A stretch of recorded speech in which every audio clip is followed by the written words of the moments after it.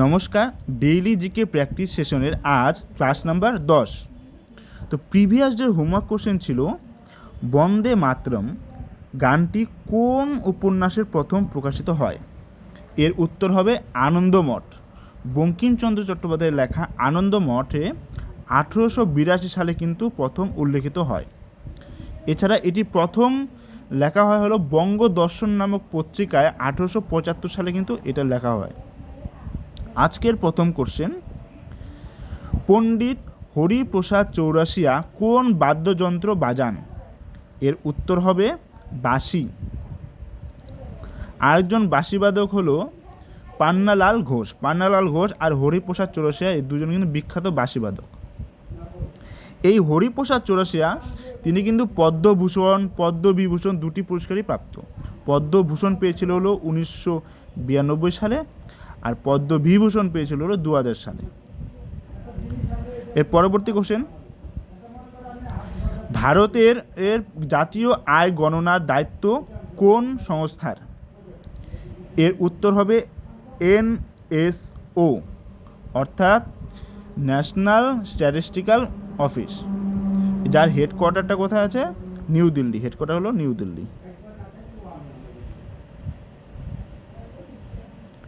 ঠিক আছে, NSO। পরবর্তী কোশ্চেন, কুচিপুড়ি কোন রাজ্যের শাস্ত্রীয় নৃত্য? এর উত্তর হবে অন্ধ্রপ্রদেশ। তো তোমাদের আগেই বলা হয়েছিল অন্ধ্রের কুচি, অন্ধ্রপ্রদেশের কুচিপুড়ি। এখানে যদি আমি তামিলনাড়ুর কথা বলি, তো তামিলনাড়ু কী ছিল? ভারতনাট্যম। কেরালার কী ছিল? মোহিনীঅট্টম আর কাথাকলি। তাহলে টোটাল আমাদের এর আগে বলা হয়েছে যে শাস্ত্রীয় ক্লাসিক্যাল ডান্স শাস্ত্রীয় নৃত্য টোটাল 8টা আছে। ঠিক আছে, পরবর্তী কোশ্চেন, সেবি এর প্রধান কাজ কি? এর কাজ হলো আমাদের যে শেয়ার মার্কেট আছে শেয়ার বাজার নিয়ন্ত্রণ করা।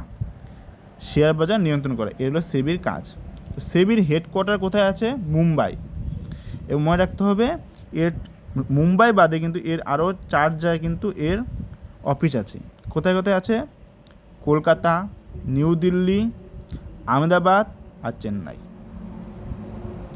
আর যদি আমি চেয়ারম্যানের কথা বলি তাহলে সেটা হবে বর্তমান হলো তুহিন কান্ত পান্ডে। কত সালে এই সেবি তৈরি হয়? সেবি প্রথম তৈরি হয় হলো প্রাথমিকভাবে 1888 সালে। 1988 সালে কিন্তু সেবি প্রাথমিকভাবে তৈরি হয়। তাহলে সেবির হেডকোয়ার্টার কোথায় আছে? মুম্বাই। পরবর্তী কোশ্চেন, অষ্টাধ্যায়ী গ্রন্থের রচয়িতা কে? অষ্টাধ্যায়ী গ্রন্থের রচয়িতা হলো পাণিনি। এই পাণিনি ওই অষ্টাধ্যায়ী প্রধানত হলো এখানে 8টা আছে। অষ্টাধ্যায়ীতে টোটাল 8টা অধ্যায় আছে, যেখানে ব্যাকরণ সম্পর্কে কিন্তু বলা হয়েছে। এখানে যদি আমি কালিদাসের কথা বলি, কৌটিল্যর কথা বলি, কৌটিল্যর লেখা বইয়ের নাম কী ছিল? অর্থশাস্ত্র। আর পতঞ্জলি লেখা বইয়ের নাম কী ছিল?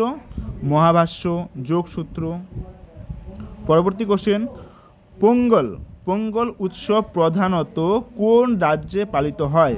পোঙ্গল উৎসব তো এর উত্তর হবে তামিলনাড়ুতে পোঙ্গল উৎসব পালিত হয়। এছাড়া তামিলনাড়ুতে আরও কি জল্লিকাট্টু কিন্তু তামিলনাড়ুতে পালিত হয়। এছাড়া যদি আমি কেরালার কথা বলি, যে কেরালায় কিন্তু বিখ্যাত ওনাম যে উৎসব পালিত হয়। আর অন্ধ্রপ্রদেশে হলো উগাডি।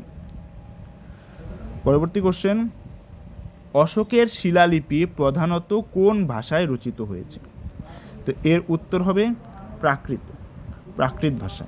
এই প্রধানত আমি যদি বলি প্রাকৃত ভাষাটা কিন্তু কাদের ভাষা ছিল? যে জৈন ধর্মদের ভাষা ছিল প্রাকৃত। এছাড়া জৈন এবং বৌদ্ধরা ব্যবহার করতো। আর প্রধানত পালি কিন্তু মেনলি পালি কিন্তু বৌদ্ধরা ইউজ করতো। পরবর্তী কোশ্চেন, ভারত ছাড়ো আন্দোলন কত সালে শুরু হয়? ভারত ছাড়ো আন্দোলন এর উত্তর হবে 1942 সালে। 1942 সালে 8ই আগস্ট। ডেটটাও কিন্তু মনে রাখবে, 8 আগস্ট 1942 সালে। কে নেতৃত্ব করেছিল? মহাত্মা গান্ধী। যে আর এর যদি বলি এর স্লোগানটা যে কী ছিল, এই ভারত ছাড়ো আন্দোলনের স্লোগান ছিল কিন্তু ডু অর ডাই, অর্থাৎ করেঙ্গে ইয়া মারেঙ্গে। কার দ্বারা হয়েছিল? মহাত্মা গান্ধী। পরবর্তী কোশ্চেন, রাশিয়ার মুদ্রার নাম কি? রাশিয়ার মুদ্রার নাম কি? উত্তর হবে রুবেল। রুবেল হলো রাশিয়ার মুদ্রার নাম।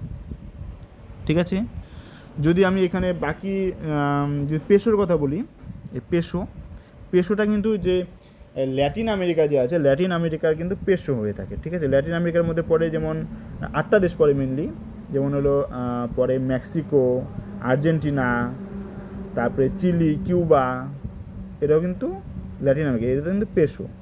ঠিক আছে, আর ইউরোপিয়ান ইউনিয়নের মধ্যে যদি পড়ে, আমরা ইউরোপিয়ান ইউনিয়ন, এই যে ইউরো যে আছে, ইউরো কিন্তু ইউরোপিয়ান ইউনিয়নের মুদ্রার নাম। ঠিক আছে, পরবর্তী কোশ্চেন, 2026 সালে ভারতের প্রধানমন্ত্রী কোন দেশের সঙ্গে গ্রিন স্ট্যাটিস্টিক পার্টনারশিপ করেন? গ্রিন স্ট্যাটিস্টিক পার্টনারশিপ, তো এর উত্তর হবে নরওয়ে। নরওয়ের সাথে কিন্তু রিসেন্টলি করে। ঠিক আছে, প্রধানমন্ত্রী নরওয়ে এবং বিভিন্ন ওখানে যে দেশগুলো আছে সেখানে কিন্তু গিয়েছিল, তাই সেখানে 4টা দেশের মধ্যে যে বৈঠক হয়েছিল সেখানে কিন্তু উপস্থিত ছিলেন। আমি যদি নরওয়ের কথা বলি, নরওয়ের রাজধানী কী ছিল? ওসলো। নরওয়ের রাজধানী কিন্তু ওসলো, যেখানে নোবেলের শান্তি পুরস্কার কিন্তু নরওয়ের ওসলো থেকে দেওয়া হয়। আর এই নরওয়েকে কী দেশ বলা হয়? নিশীথ সূর্যের দেশ। ঠিক আছে, মিডনাইট সান কান্ট্রি। ঠিক আছে, আজকের হোমওয়ার্ক কোশ্চেন, বিদ্যুৎ প্রবাহের পরিমাপের যন্ত্রের নাম কি? বিদ্যুৎ যে প্রবাহ পরিমাপের যন্ত্রের নাম কি? এর উত্তর তোমরা কিন্তু কমেন্টসে জানাবে। ঠিক আছে, আজকের এই পর্যন্তই রইল। Thank you.